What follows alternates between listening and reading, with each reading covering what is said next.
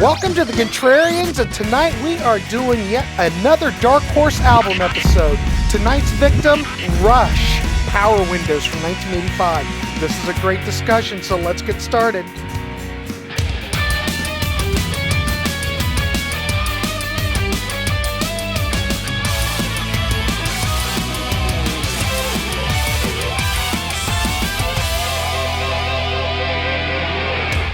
Welcome to the Contrarians and yet to another Dark Horse album episode.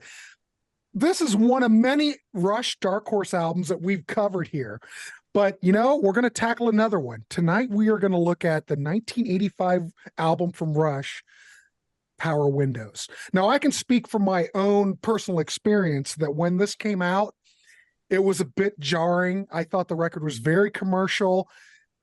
You know, if we think back, Grace Under Pressure kind of got bad reviews back in the day. And I think Grace Under Pressure is one of the last great Rush albums. I think it's a perfect record.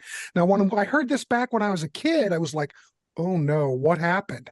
But we're going to look at this record. We're going to go around. We're going to talk to Paul. Welcome, Todd, and welcome, Ryan. You guys are all hardcore Rush fans. I'm hardcore. There's certain eras that I like better than others. But this record, like I said, back in the day was very controversial. It turned off a lot of Rush fans. And I think as far as Rush goes, it depends upon what era you were brought up in. But I don't know. Let's look at it. So what we're going to do is go around like we do in a traditional Dark Horse, and we'll give a spiel, what we like, what we don't like, a rating out of 10, and we will compile it at the end, and we will see how this album stands up. Now, these guys like Rush. Maybe some of these guys don't like this album so much. We will see, and we will talk about it. And since Paul has not been on the Contrarians before, we are throwing him out. We are throwing him out to the wolves. So, Paul, let's start off, and welcome to the show. Nice to see you. Thank you very much. Great to be here. Okay, so Power Windows. Again, I agree that you can define a Rush fan by their era. I came into Rush towards the end of this era, but Marathon was actually the first, off Power Windows, was actually the first Rush song that grabbed me. It was the Show of Hands live version, granted. But that being said, so you've got Power Windows. Peter Collins produced it. It was the first album he did with them. Engineered by James Jimbo Barton, mastered by Bob Ludwig. This team, it's worth noting, would go on to work on Hold Your Fire later, also would do Operation Mindcrime and Empire for Queensryche. Listen to that pedigree. So, important to come up later. Now, the theme of Power Windows is power. Let's go. You've got 8 songs here. You've got Big Money, huge opening sonically. You've got basically an audio onslaught. You've got the entire spectrum of lows to highs. Sonically, you've got every frequency covered. You've got the bass and pedals covered. Alex's guitar, lows to highs. Important to note that Peter Collins wanted to get distinct guitar sounds from Alex in each song. No song sounds the same from Alex. I love that about this album. Very, very important, because no song sounds the same from Alex. So everybody who says, oh, it doesn't sound like this, it wasn't meant to. Every sound is fresh. Big Money, the theme here, power representing money, not as good or bad. It does both. That's lyrically speaking. What comes across is that every stanza opens with big money goes around the world. In other words, it can do good and bad. So positive and negative. Grand Designs, next song. There's some breathing room now. There's a dynamic to this song. Ups and downs, ebbs and flows. Manhattan, power of authenticity, by the way, is the theme here, and its rarity in the world. Manhattan Project, the ultimate power, the race to end the war. Notice how it doesn't demonize the actual event itself. It's raw power. Interesting note about this song, by the way, is that when Neil was writing the lyrics, he had some difficulty in how to come across, not just as, oh, bomb bad. In other words, he wants to be historically accurate and tell the story. Geddy helped him write this lyric by suggesting imagine a time where it all began. Imagine this. In other words, inviting the listener into this, how the story is told. I never knew that before I did this dive into it. But the song, again, dynamics. With an album whose theme relies on power, you've got this I want to say soundscape, but more like this palette where every single song on this album provides this broad, sweeping, huge, spectrum. Its representation here is amazing. There's nothing is done sparsely. Nothing is done half-assed, for lack of a better way of putting it. There's no filler here at all. Every song is its own epic, and I'm not talking length. There's no corners cut here. Take us into Marathon now. Arguably, in my opinion, the best song on the album. It does, and not just for sentimental purposes. You've got a song that represents consistent power without repetition. In other words, from first to last, this song is an allegory. It's constant motion. They bring in the orchestra. They bring in the choir. This song holds up to this day. I think this song, in and of itself, is a 10 out of 10. You've got from the guitar to the bass to the vocals, again, to the orchestra and the choir involved. The percussion on the song is unprecedented. So, and again, the theme here of power in constant motion, in my opinion, it's a perfect representation of the album. Takes us into territories, something I could never put my finger on with this song. There's no snare. Didn't know that before I dug into this either. The percussion here, so creative. Yeah, please dig into that to make sure I'm not wrong. But listen to that. Well, just the creativity involved in this song is beyond me. Alex is riffing here, the striking keys, the ethereal guitar. It's more of a construct than a song the more I listen to it. It's actually more a construct than something to be literally translated. It's pieced together, and even when Neil was writing the lyrics, he just liked the word territories and the way it sounds out. So that's one of the reasons he wanted to name the song that, and then built the lyrics around that. And as far as the theme of power, now we're talking the power of people. Then Middletown Dreams, the power of dreams, another song that lets you breathe. It has its ebbs and flows. Emotion Detector, the power of love. And again, a song about love, one of the earlier ones that Neil wrote, but it doesn't fall into any traps. So how unique is that as far as the songs in the Rush catalog? The only song on the album not played live, which I'll get to as I wrap things up in a second, Mystic Rhythms, one of the best closers they ever wrote, as far as I'm concerned. 100%. Yeah. Now, to wrap things up, I found an old interview, and this is where I want to get in the Dark Horse aspect of this album. From an interview with Neil from 1985, someone put out the question, why don't you play Free Will, Limelight, Working Man, or any of your great old stuff? Neil's answer is, it's kind of a complicated question to answer. Of course, we've played those songs on many tours, and people who've seen us a few times have seen and heard them perform. Sometimes we grow tired of playing older songs and can no longer give them the commitment necessary to perform them excitingly and honestly, to give our audience and ourselves new songs to enjoy. And naturally, we think that our newer songs are better. Otherwise, we'd stop working at all. Often, we choose a song that we haven't played for a while to resurrect for a tour. Limelight's been brought back for the Power Windows tour. In other words, for all the people in 1985 that were screaming, but moving pictures, but permanent waves, but 2112, but hemispheres, Neil himself is saying, but Power Windows. In other words, this is the best we've ever done. Now, for all the fans in 1985 who want to scream 2112 hemispheres, the band themselves are saying Power Windows. So either these three people that you've elevated and put on this pedestal are right or they're wrong. Which is it? You can't have it both ways. So that's how I look at it. Okay. Well, let me throw it out. Do you think, okay, but you have to look at those fans that want those classic records, Permanent Waves, Moving, because they were huge. Well, not really huge. With the Rush fan base, those were huge records. There is not one weak track on those. They were incredible. And I don't think it was the songs on, I'm just playing devil's advocate. Go ahead, please. Thinking back the way I saw it back in the day. It wasn't that the songs were bad. I don't think the songs were as accessible as what came before. The production was very, very slick. And, you know, the Terry Brown era, not as slick. Grace Under Pressure, if you look at Grace Under Pressure, I think Grace Under Pressure is much more aligned with, this is just me, And we're keeping it loose, ladies and gentlemen, here on the Contrarians. I forgot to address that, so go ahead. It's all about the conversation, so I'm not trying to step on anybody. What I'm saying, if I listen to Grace Under Pressure, it aligns more in my monkey brain with Signals than it does with Power Windows. I think it's a natural stepping stone. I'm glad you said that because I forgot to address that. I don't think there's that much difference between Grace Under Pressure and Signals. I prefer Signals because I prefer.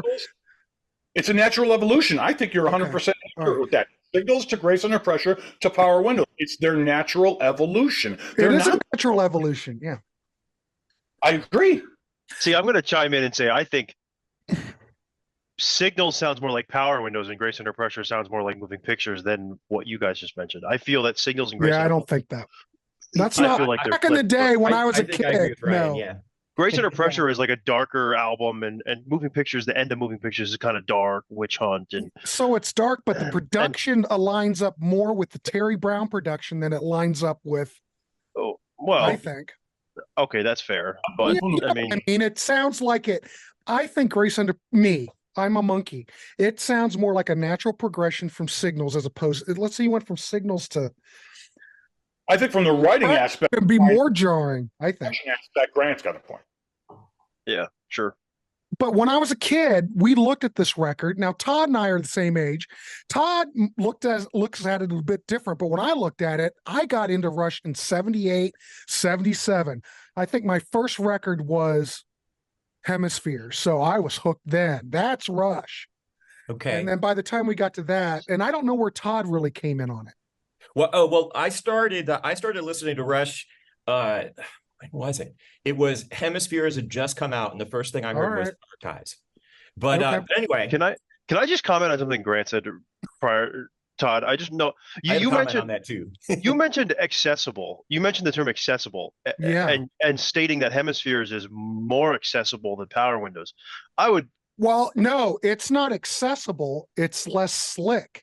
Power Windows is very polished, very commercial when I hear it. It's like, let's try to get a hit.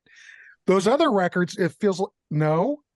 1985, think about it. It sounds like pure 1985. Well, that's what I thought you just said 5 minutes ago that Power Windows is not as accessible as some of the earlier Rush like Hemispheres. Isn't that not what you just said?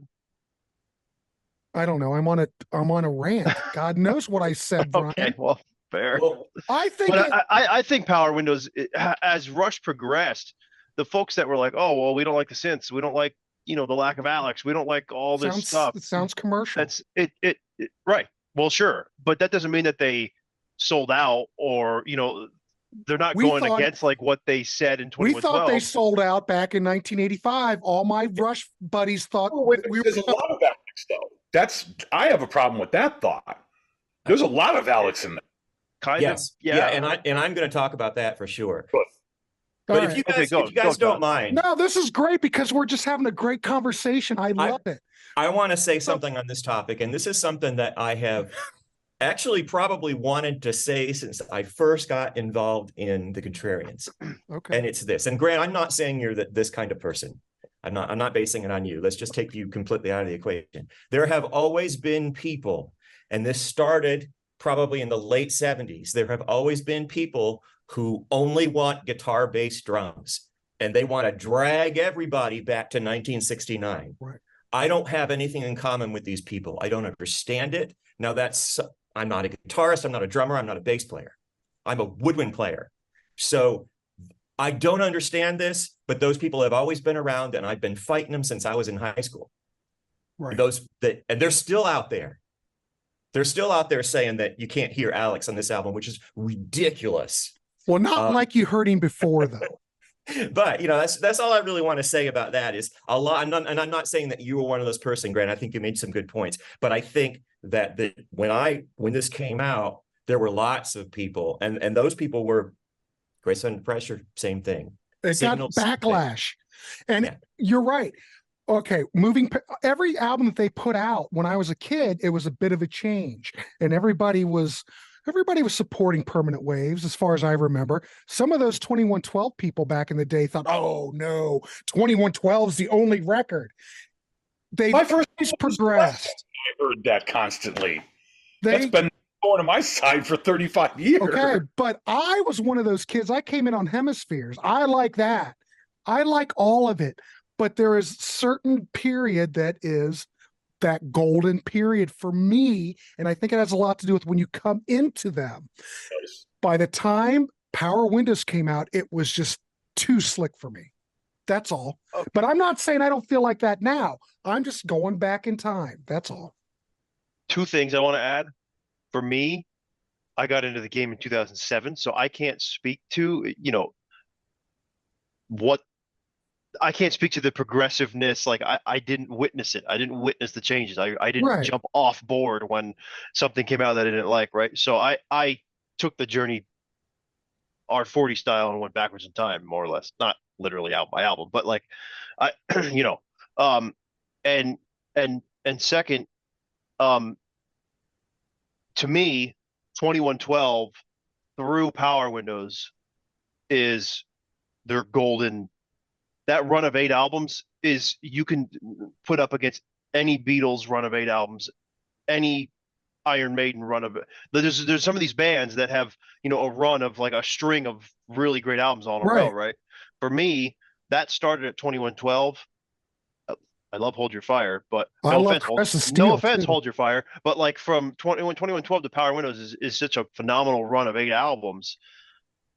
And this is the back end of it. And a lot of people, like you said, they were turned off by it. And from my research and from my, what I see now online, some people still are turned off by these synth era albums, but there's so much phenomenal material there that, I mean, but Ryan, I think you're 100% correct. But I think if we're looking at that synth-based material, we're talking that 80s stuff. This is 80s, ladies and gentlemen. I think this is probably the best of the 80s production records, because I don't look at Grace Under Pressure to really have 80s production. Well, I think Peter Collins also took, a different approach, and right. Power Windows to me sounds like Hold Your Fire, and guess what? Peter Collins produced Hold Your Fire as well. And another thing about Peter Collins is that he is a chameleon. He does different things for different people. Peter Collins also produces Indigo Girls. So he doesn't have a signature sound.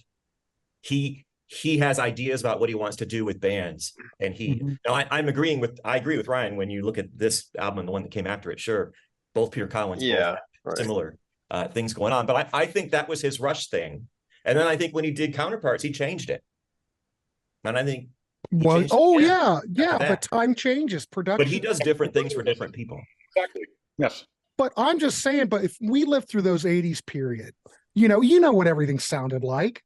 The thing is, I wanted my Rush to be a certain way when I was a kid, and this was just too slick. That's all. I'm not saying I don't like it now. I think what exactly do you mean by that, though? Too slick? Well, that 80s, it's very. This is what we used to say back then.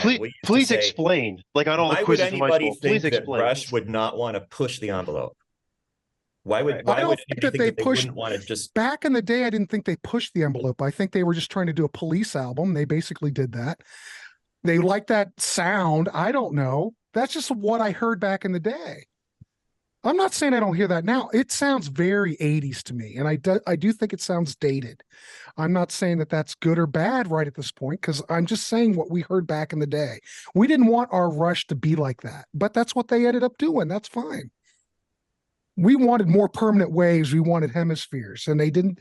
That was only a certain time period, ladies and gentlemen. We as in me and my Rush buddies. You're one of those guys. We used to I'm one of those Camaro guys. Drivers. But that's fine. I wanted to play moving pictures out of my 8-track player in the 71 Nova. That's what I wanted.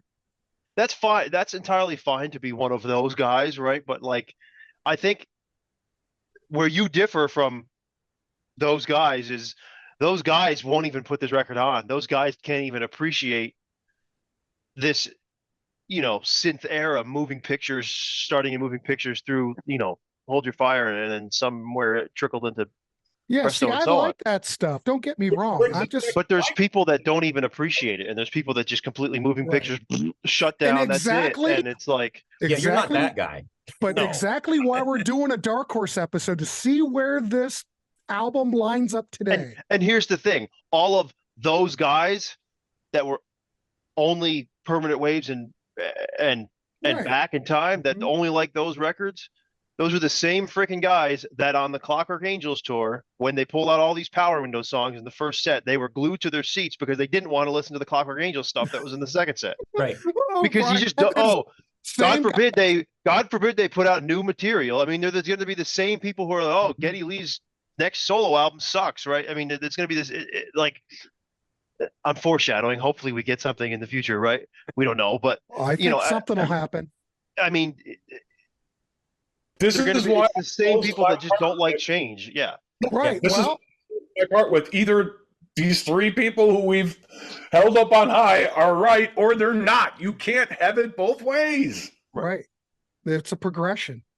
And I think when the Beatles did it, I think they had better luck than Rush did. Let's just say that. The Beatles grew by leaps and bounds with every record. Well, I'm going to say it until like 65. Then after that, it was just like and people embraced it all. I'm sure there were probably people back in the day that listened to Sgt. Pepper and went, ooh.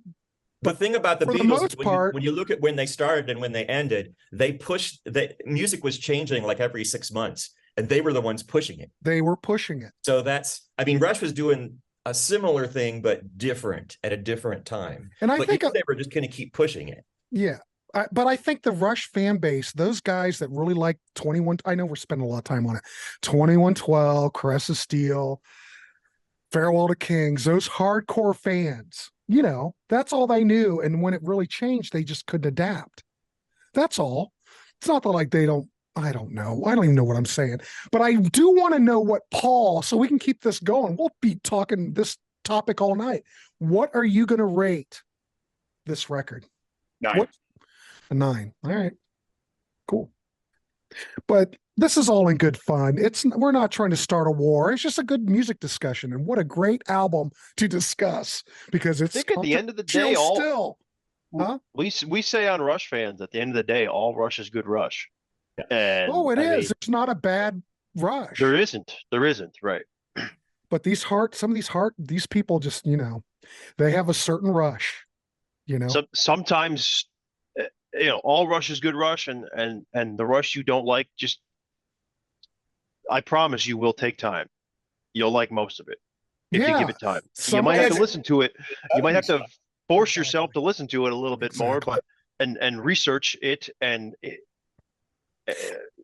just to understand what Neil was trying to say, or to understand what Alex or Geddy were trying to say with their instruments in certain songs, right? I mean, so let me put this out there to you guys real quick. I know we're on a tangent, but a lot of those records that you find that you keep on that initial listen, you listen to it and you go, I don't know if I'm really hearing anything. I'm not drawn into it, but you do repeated listens and those records just become, you get it. And it's not as accessible. What I'm trying to say is those early albums were more accessible in a certain way that you could listen to them. This is what I was talking about, Ryan. My monkey brain. When you listen to a lot of those early records, you really didn't have to listen to them over and over again to get it. Some of those you're like that, Paul? The opposite. He's the opposite. But me back in the day, I could listen to it and I went, oh my God, this is incredible. When I heard Permanent Waves right away, the first time when I went to Musicland, I bought the record the day it came out. I heard it, put it on my record player and played it. I thought, my God, brilliant. Yes. Some of the later stuff, I go, I'm not getting it. But the more you listen to it, that's what I'm trying to say when accessibility. I'm the opposite. The 70s, because I started with the mid to late 80s stuff and moved forward, the 70s stuff to me was like listening to building blocks. And it's like Van Gogh stuff drawn as a kid. It depends upon when you come in. Right. I put on Caress of Steel and I'm like, I'm used to the intricacies and the artwork that was the later stuff. So getting into the early stuff, I'm like, this is awfully simple compared to what I'm used to. It took a while for me to I don't hear it that way, though. Caress of Steel. It took a while for me to get used to even 2112 because it was more simple than the later stuff. Yeah. I love it now. I didn't in the beginning. What a great discussion. I love this. All right. So All right, Paul, this is going to take forever. Paul, you give this record a 9. Okay, perfect. Todd Evans. Okay. If We're I can throwing remember it what I over was to going you. to say. Back up, Don. As we rudely interrupted Todd. No, it's okay. Sorry, Three- Todd. No, Three you hadn't separate got to occasions. me yet. Todd knows how it works over here. Okay. So I don't pull any punches about this record. I've said it before. This is either the 5th or the 6th show that I've done on Power Windows. Power Windows is my favorite Rush album. I'm going to say, so if we're going to talk about the big money first, I'm going to say something that's slightly controversial, but I'll preface it with some background. So I remember when the big money, the first time we heard it, I was in college, and I was in our living room with my roommates, and MTV used to do world premiere videos, and MTV did a world premiere video for the big money, and it was before the album came out, and they used to do this thing where the bum bum bum bum bum the drums, and they would say world premiere video in the world. It was like a cartoon of the world spinning, and it was this big thing. And then Big Money starts. We thought it was the most epic thing we'd ever heard because we were so excited, and there was so much buildup for it. And you've got to think about what you have here. You've got the video was a big deal because not only was it kind of high tech for the time, but they were in it, and they're like in the whole video. So it wasn't like a concept video where there's like actors and stuff. And but you know, the Big Money, it's got so many sounds in it, but they're so big. I mean, it's funny that word is in the song, but there's so much happening, and it was so exciting for us. And one of the examples that makes this album, you know, it's so important and what it is that, like, for example, there's that sound in the middle, the little bridge part where there's the little woodblock sound, but it's not wood blocks, it's electronic. So it's like, okay, so it's the same feel, but it's not done the same way. It's done with technology. So me and my friends were super excited because we were like, well, it still sounds like Rush. It's like they know these little details that are supposed to be in Rush songs, but they're doing it a different way. They're pushing it. Move on to Grand Designs. Again, and I'm going to say this about a couple of the songs on the album. Starts out with keyboards. For some people who don't like keyboards, that's the first thing they hear. And I will say this right now in case I forget to say it. I don't think that the keyboard sounds of this record sound dated because at the time they were like cutting edge. They were like the best sounds. When we heard this album, we heard some sounds that we didn't hear before. But Grand Designs, people I think about it as a keyboardy song because it starts with those keyboards, but there's so much Alex in this song, and he's so loud. We'll talk about how loud Alex is some more when I get to Territories, but he's so up front in the mix. And that's the thing about this album. And you can say it about Hold Your Fire too. Oh, you can't hear Alex. Well, first of all, that's ridiculous. But second of all, take him out.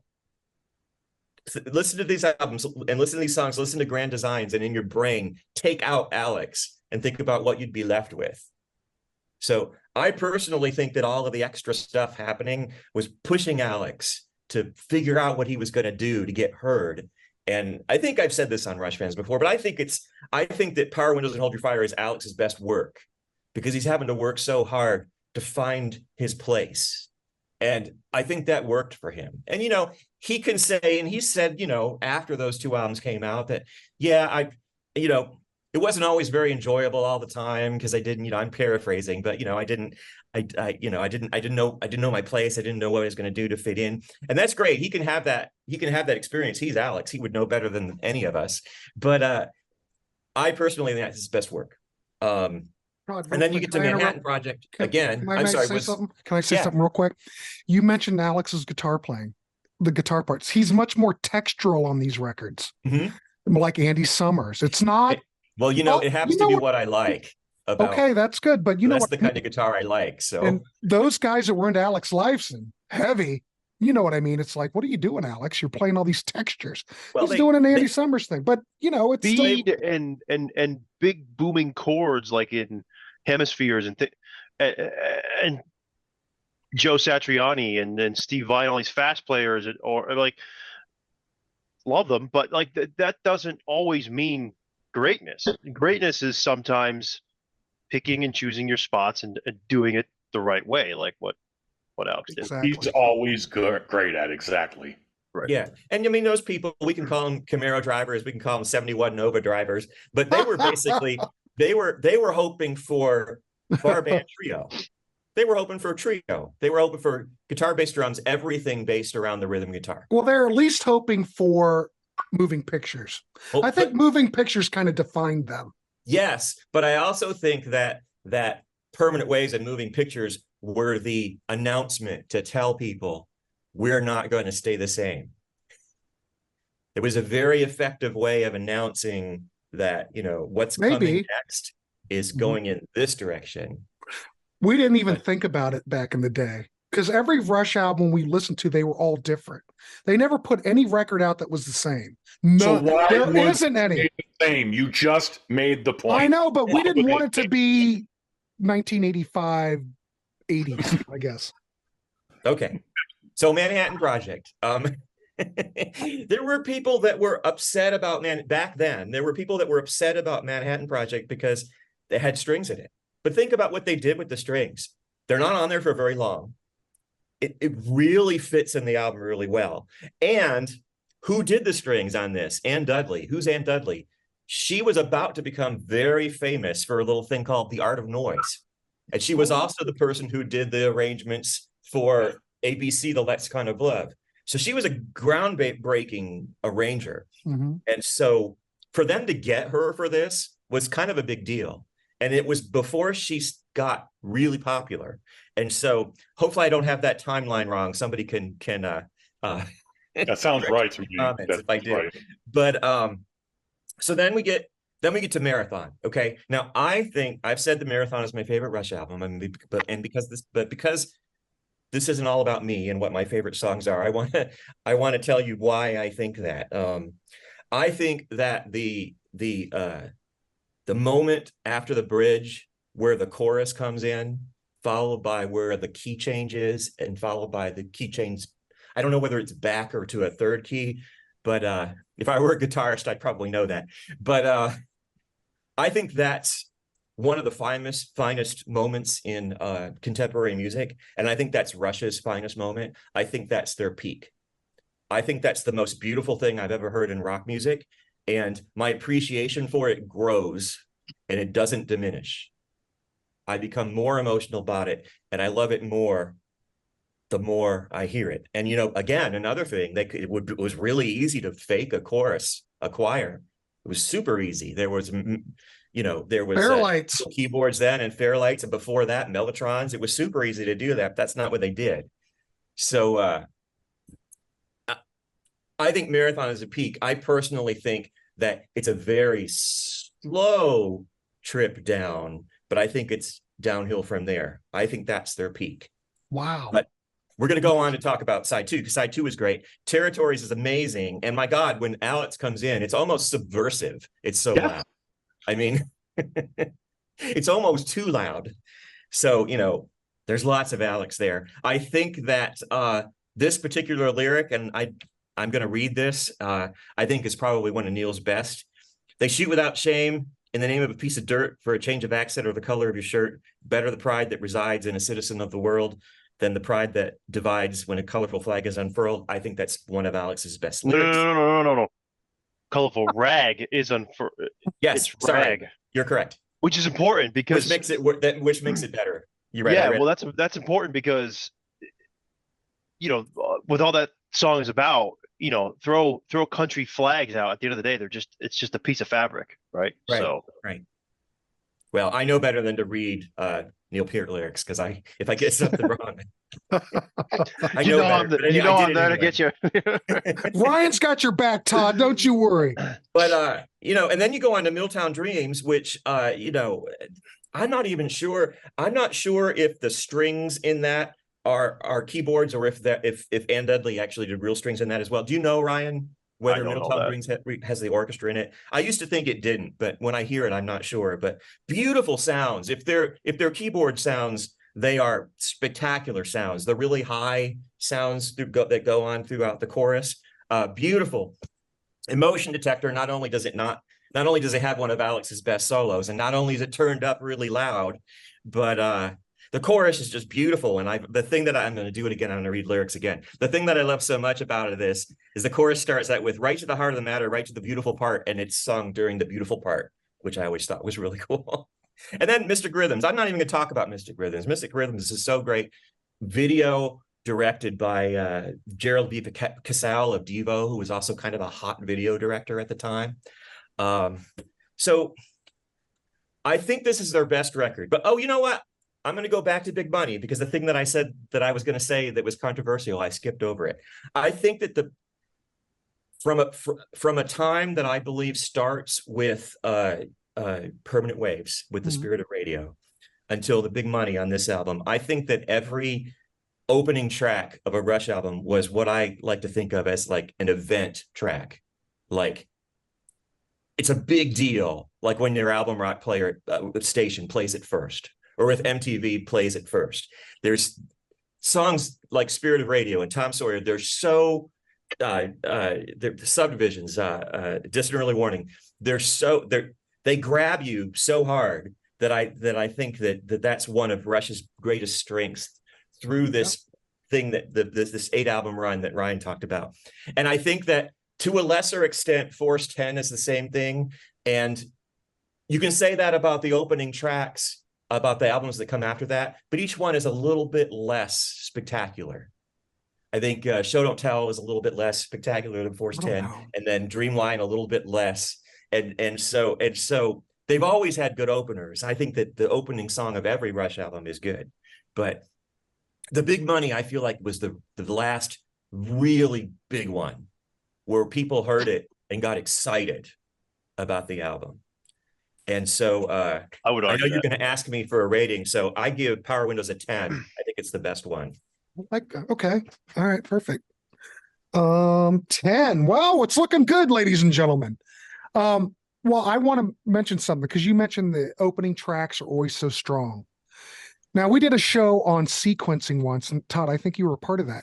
Don't you think that... a long time ago. Okay. I think Rush is a perfect example of a band and their records with strong sequencing. Yes. And I want to say something else. You can name a record. I don't even know a Rush album that has poor sequencing. Yeah. Everything flows. Everything. I wish I could even point that out. I think they're probably one of the best example. I agree 100%. Yeah. And I wanted to say one other thing. One thing I forgot to say about Power Windows is that I've always felt like every song is super important. But back when this album came out in 1985, I thought Middletown Dreams and Emotion Detector were the closest thing that there was. I don't like to use the word filler, but the closest thing to that. They were songs that you might appreciate later. You know, they didn't necessarily grab people at first, but you discover them later, sometimes years later. But I think that those two tracks are the strongest of all of them. And Rush has a lot of them. Cold Fire, Under Lock and Key. I could go on and on about songs that people don't talk about very much. And then when you really dive into them, you think, oh my God, this song is great. How did I miss this? And this album, I feel like, has the fewest of those. And the two songs that I would call that are the strongest. Let me ask you this, Todd, real quick before we go to Ryan. When you heard this album back in the day, did it connect with you immediately? Was it one of those records that it had to grow, or you know what I mean? How did you, when you first heard it, did you just go, brilliant? No, immediately. And I've told this story before, and I wasn't going to tell it, but I think it's relevant to what you just asked me. I can remember being in my room with my roommate and a couple of other guys, and we were listening to this album. And when Marathon ended, we all looked at each other and said, what the hell was that? And in fact, we got into a debate about, one of the guys said, well, you're not supposed to play a song right away. When you play a vinyl record, you're not supposed to play it again right away because the grooves are warm and you'll wear out the record. And we got into like an argument about how long we had to wait to listen to Marathon again. Right. But yeah, absolutely right away. All right. That's good. I can't beat that. It just goes to show me that everybody hears these records differently. You know, everybody has an opinion. Everybody, you know, look at me and my Cro-Magnon brain thinking that everything should be Permanent Waves. Well, again, Presto was Presto was the album or Show of Hands was the album that got me into them, and Presto was my first. Marathon's the song that got me into them because of a Camelot music commercial from 1988 for Show of Hands. It was the chorus for Marathon. Yeah. Let me ask you guys this real quick. I'm sorry. I love this conversation, but when you listen to Show of Hands and you hear those songs from Power Windows on it, Yeah. how do you like the live versions better or the studio versions? Because some people like those live versions. Live for me. I'm not saying I'm right. It's a preference. I think that the live versions of Show of Hands are some of the best live versions that they ever got I recorded. think with that but 80s I still stuff- like the studio versions better Okay. because I can hear the things I want to hear easier. So Ryan, you think it's just It's apples to 50-50. oranges. They're both fantastic. but I remember back in the day, a lot of people listened to the Show of Hands and go, wow, this is the way I really wanted them to sound. Especially It the live depends. I'm just throwing it sure. out there. You know what I mean? It's harder to hear details on a live version, and so you're really into the little details, like the cool parts that we used to call them. But again, there's a version of Marathon, I think it's the Time Machine version, if I'm not mistaken, where Geddy kind of has trouble singing it, and there are a lot of things about it that are not as great as some of the other versions. But there's an energy in it that is different from all the other versions, which kind of makes it almost better. So that's a tricky question. Just thought I'd throw it out there. No and yes. No and yes. Well, I'm always interested in knowing. All right. So Todd Evans gave this a 10. We're going to throw it over to Ryan Murphy and get his thoughts on it. And Ryan, take it away. It's been quite a conversation, gentlemen. So we'll see what Ryan. Yeah. So the first thing I threw my hand up and said I disagree when Todd said that the Big Money was the last, great, get excited opening. I just wanted to add, I think One Little Victory, because of the situation surrounding it, because of the intro to that song. You get my point. That's up there in terms of excitement for openers. But so Todd, you said this is the best record. You said this is the best Rush record. This is my favorite Rush record. I try to play objective Rush fan at times. I can't put this record above Moving Pictures in terms of the best Rush record. I as someone who runs a Rush fan page and talks to Rush people all the time, right? Like Rush fans all the time, there's definitely favorites, but for me, I can objectively say this is not the best, but it is a very accessible place to start. It is definitely up there in terms of, a lot of people will say, well, just start at Moving Pictures and move forward. Or some people will say start at the debut and just listen top to bottom, right? Both of those are fine, but I think another alternative is this is a very good starting point. So it's a very accessible album. Yes, it is my favorite. And it is my favorite so much so that I went and obtained Power Windows, PWR WNDWS for a license plate, a vanity license plate in the state of New York. So if you see me, Wave, yeah, blast some Rush, whatever. So much so that funny story from just this past weekend, I was looking in my rearview mirror and I see this girl tilting her head, mouthing Power Windows to herself. Like the hell is this? This is quite funny. But no, I think this record is a fantastic record. It's all killer, no filler. I think, Paul, you said that earlier. There's not one bad song on this album. But I will say, that being said, there isn't, and I've said this many times on our channel, but there's not one song that really stands above the rest, right? With Signals, Subdivisions kind of stands above the rest. With Grace Under Pressure, Distant Early Warning kind of is the hit song. For me, I don't think there is one real big hit song. I mean, you could say the Big Money, you could argue the Big Money. What are you mouthing, Paul? Marathon? Is that what you're? We disagree. That's the other one. But to me, all the songs are great. None of the songs are elite. None of the songs are like, you know what I mean? So that's just my opinion. Yeah, you can totally disagree with it, but and that's not a knock on this album either. That's not a negative. That's a compliment to the balance of the songs on this record, right? So, my two favorites from this record, Grand Designs and Emotion Detector, are probably the two least favorite overall from a Rush fan perspective. Rushasaband.com runs a poll every album birthday, and Power Windows just celebrated a birthday at the end of October.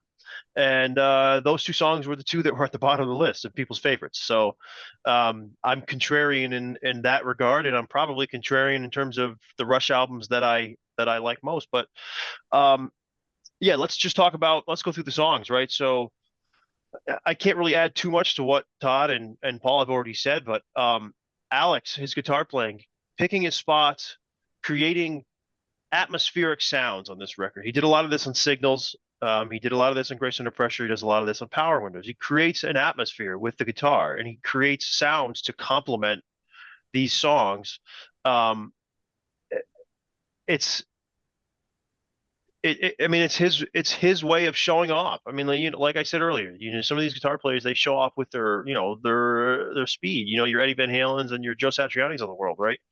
Alex isn't like that. Alex is completely different style, and you see that on the Envy of None record that came out, last year. He's not. People were like, "Oh, this sucks. There's no Alex. There's no guitar." Like, well, no, he's layering guitar and he's adding to the vibe of the songs, and he does a lot of that through the synth era. So, yeah, the themes of Power. I mean, Paul talked about the big money is obvious. Grand Designs, to me, Grand Designs is the power to create, the power to innovate. Like, it's similar to what comes in the next album, like Mission. The power to like use your brain and come up with new things and have dreams, so to speak. We'll get to that in a second. Hint, hint, Middletown Dreams. But yeah, I mean, Manhattan Project is Manhattan Project builds to this climax of the Enola Gay part, where the pilot of Enola Gay flying out of the shockwave on that August day.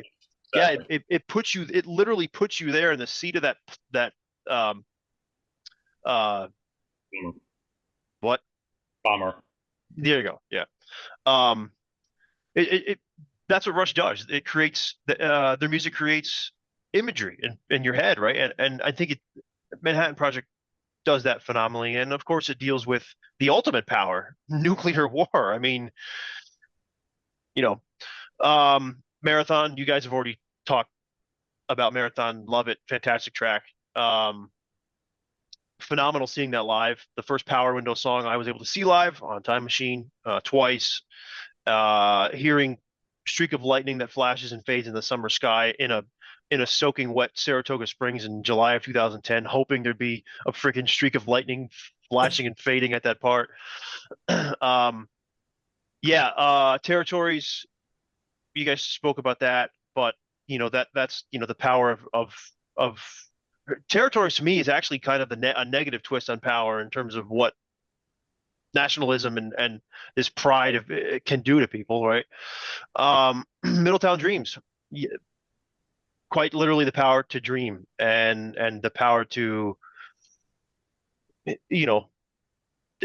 think Neil kind of talks about that. Go ahead, Paul. What?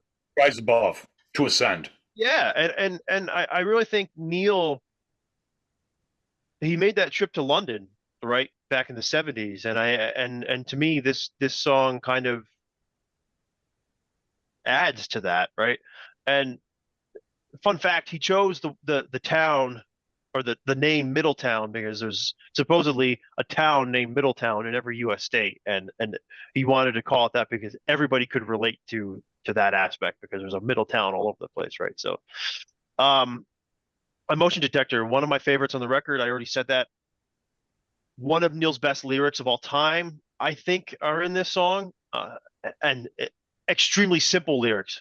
I always relate to the simple lyrics, and it's sometimes our big splashes are just ripples in the pool, because to me, my big splashes are to somebody else just water under the bridge, right? It's just another day, right? And I think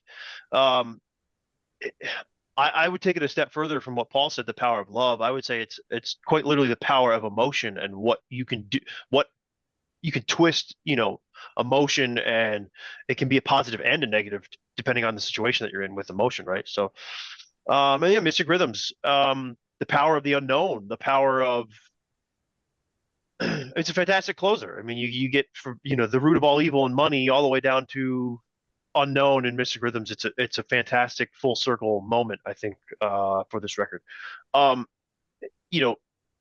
The super power windows nut in me wants to give this a 10 out of 10, but I'm going to try to be objective and I'm going to say 9 out of 10 because to the one fact that, again, I don't see one song that stands above the rest. I don't see one Spirit of Radio on this.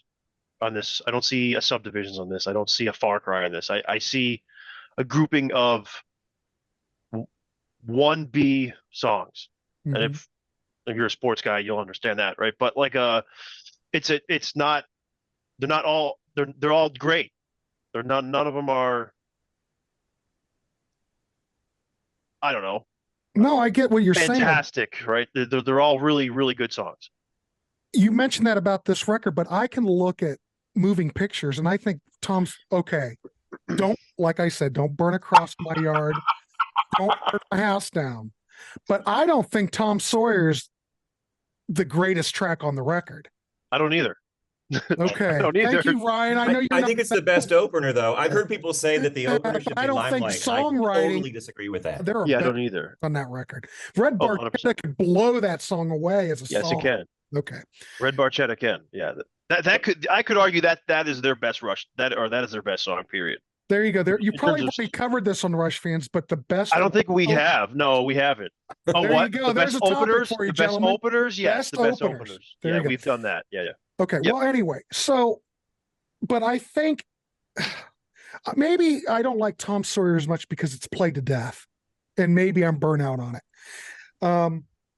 I think it's a fine song, but there are better songs on Moving Pictures. But I think like Permanent Waves, I think everything's great. Hemispheres, everything's great. Farewell to Kings, everything's great. 2112, the whole thing's great. And I look at movie and I listen and I look at Power Windows and I think the whole thing is great. I don't see anything that really sticks out on all those records. You know what I mean? It's the sequencing. It's the way the records are put together. It's like I don't want to say it tells a story, but you're used to the way these songs flow together. So I think Maybe it's in terms of complement. I think they all complement each other as an album. They absolutely do. Maybe it's in terms of just like popularity or radio play. Like you go turn on the radio, you'll hear Subdivisions, you'll hear The Spirit of Radio, you'll hear Tom Sawyer or Limelight. I can't say I've ever heard Marathon. I can't say I've ever heard The Big Money on maybe once. I They mean, used to play it. I mean, The Big Money is probably the hit, but to me it's not. It was never one that really stood out to me as like a hit song. They're all just great. Yeah. It's all great. It's all great stuff. So, All right. and the cover art, we'll talk about that real we quick. can talk about it. Go ahead. It's fantastic. The cover art is this boy with, mind you, one hand larger than the other. Go look at the fine details of the record cover. Just with his remote looking out the window, it's just fantastic imagery from Woodside. And guess what? He owns a record store now in Canada. Oh, he does? Pandemonium Records, yeah, in Road Toronto. trip. I was there in August. Was he there? He was not there when I was there. He was there when two of our other admins, two of our other contributors were there in, I believe it was September or October. How cool is that? That'd be awesome. Great place. Yeah. Pandemonium. All right. So anyway, real quick before I go to what's your favorite? So what is my favorite Rush album covers? Permanent Waves. Paul Simon. Oh my God. Favorite album cover? Yes, real quick. Don't think quick. What's your favorite? I'm not good with not thinking. Clockwork Angels. Okay, Todd Evans. Quick. Oh, I actually didn't like this one when it came out, but I think I have to pick it as my favorite. All right, I Ryan. also like Counterparts. Okay, Same. Ryan. All right, Same. there you go. I just wanted to throw that out. Keep you guys on your toes. All right, so everybody, I kind of talked about the way I felt on this record. I look at this record a lot differently now than when I did when I was a kid. I'm kind of aligned with Ryan Murphy on this to some degree. He says that whole golden period was from 2112 to Power Windows. And I have to agree, but I do like Caress of Steel an awful lot. So do I, but again, from an objective, like, Okay, but I get it. Everything started Yeah. to gel at 2112. That's where the magic started to happen. And I do agree, even though I didn't agree with myself back in my younger days, I think Power Windows is in that period. I think the record has aged well. Yes, it sounds 80s, but this is what I'm going to say, and please don't be mad at me. I think this is one of the last Rush albums where there were hooks galore, hooks, a lot of hooks, and it's way more, I'm going to use the word accessible, but those hooks, I like when Rush are very melodic and they produce a lot of hooks. A lot of those later records are not quite as hooky, and it takes you, Paul Simon's moving his eyes around. yeah, I have something to say about that too. so Yeah. do I. Okay, Yeah. that's fine. This is why we're It's- talking. But mine is It's in agreement with you. What we do. I agree with you. Yeah, I like totally it with, agree. I like Rush with those big hooks, and it brings you in right there. Later albums aren't as hooky, and I used to look at those records as going, "Wow, where are the hooks?" The- I think if you listen to those records, like I said before, bring them in, put them on the record, sit down and listen to them. They unlock themselves, is what I'm trying to say. Where those other albums, I could hear them and instantly I'm in. Okay, that's what I'm trying to say. I think we're going to learn more about this. I haven't read Geddy's book yet, so I think there's probably going to be more about this. But if you look at interviews and magazine articles about them, and back in the day, that's all you had. But you hear, I can't quote him, but I have heard Geddy say that by the time he got here, he was writing mostly on the keyboard. He was writing at the piano. It sounds like a keyboard record. And later, he was writing on the bass and the guitar. Mhm. And my feeling about it was, and I want to talk about this more later, so I don't want to go too far into this, but when you're sitting at the keyboard, you're writing music. When you're sitting with a guitar, you're writing music, but you're also kind of writing riffs. And I think that Geddy started writing riffs. I realize that's a controversial thing to say. No, but I don't think that's controversial at all. I have a controversial thing too, but it's not. It doesn't contradict that, but it may send the torches more my way than yours, if nothing else. So maybe I'll take the heat off you. No, there's no heat on Todd. I get what he's saying. Go ahead. No, Go ahead. you Paul, go. probably have a better point. Is probably what I'm saying more. I think the hooks would have been more readily apparent if the mixes were more even. On this record? what he said. No. After this Later. record. He means after, yeah. Yeah. Okay. Because Agreed. this is where I noticed that the hooks are there on this record. The They're there. songwriting is, there's no Record. difference in the songwriting on this record. Fire, they start to taper slightly. Well, The yeah. quality of the songwriting on Hold Your Fire is really still there. Absolutely 100%. I don't like the mix as much, but it's Actually, really this is still at what that high level. Okay, this is what I don't like about. Improves, and I'm not saying it's bad here. The quality of the songwriting, I think, personal preference, improves. Presto, Roll of Bones. I like Presto quite a bit. I'm not going to argue with that. Yeah. Right. The quality of the songwriting continues to increase and evolve. Quality of the mix, now we're running into some problems, but Okay. I'll leave it. I But that's got you. why the So, hooks are not as obvious. but I think the hooks are there on Power Windows, just like they Yes. were on Grace Under Yeah. Pressure. In fact, I'm just going to throw Grace Under Pressure out there because it was slaughtered back in the day. But tell me a hookier record than Grace Under Pressure. I think. Power Windows. it- Yeah, exactly. Power Windows. Well, you could say But that. they're close. They're They're close. close. Yeah. I think But Grace it's- Under but- Pressure is brilliant. In terms of accessibility, though, like it's not like it's accessible because Rush sold out to make it accessible. It's not like what they maybe kind of sort of did with Time Stand Still. You could make that argument, I think guess, that's but an like okay song, though. it's no, it is right, but like they're not accessible because they're selling out to make it commercially accessible. That's just how they progress. They had Right. integrity. It was all about the music. It was never about the money or the success or whatever. I mean, yeah, they're the cult band for that reason. You know, you either like them or you don't. Right. And you know, it's like, you know, people say Rush is an acquired taste, and I say, well, if you don't like Rush, well then acquire some taste. So, oh, there you go. or to quote Getty from his recent book tour, I politely invite you to fuck the fuck off. So, I mean, it's like, sorry if I just demonetized you, but no, one F word's not going to demonetize it. 2 F words. But Oh. no, I mean, it's accessible because that's just the direction they took, and that's fine. And they didn't sell out. And anyone that says that they sold out, It's simply incorrect. Yeah. Well, Yeah. it was That's perceived, not an opinion. That's just it was not perceived factual. back in the day. You can perceive that I never had red hair. You'd simply be wrong. No, I'm saying that's not my stance today, Paul. It's not yours. That's if true. I could get there and prove my point, I don't know. Not you. What I'm saying, I agree with Ryan, is that this is the last great, truly great, because the songwriting's still there. I think the production's a bit over the top. Well, I wish it had a. I'm just saying. I didn't say that though. I didn't say this is the last great. I said that. All right, of the golden period. Sure. Okay. I just want to make sure we're all on the same page there. There are many other great Rush albums that came after it, but all right, it's like String of Eight. Yeah. Like when I said it was the peak, I'm talking about it going down like this. Yeah. I'm not talking about going.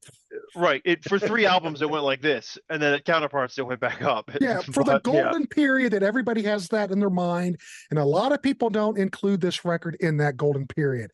What I'm trying to tell you that it belongs in the golden period. The hooks are there. Maybe the production's not your taste because it took a long time for me to get used to it. I wish there was a little bit more air on the record because it just seems like it's so cluttered with soundscapes and everything. I wish there was a little bit more air, but that's a minuscule critique. But the songs are there. Getty sounds great. You can't beat Alex on this. Well, I prefer older Alex, but it's fine for what he does. He plays to the song. He is playing what is required. And that's the beauty of the record. Neil Peart on here is a machine, like always. I can't give it a 9. I'll give it, back in the day, I wouldn't have given it a very good review. But now, after all these years, I do think it's part of that golden era. I'm not going to go through the songs. You guys have already done it. I'm going to give it a solid 8 because there's way better albums before.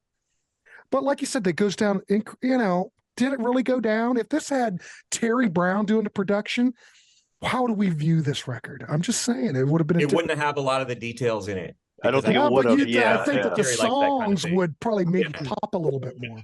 Anyway, so back to our regularly scheduled program.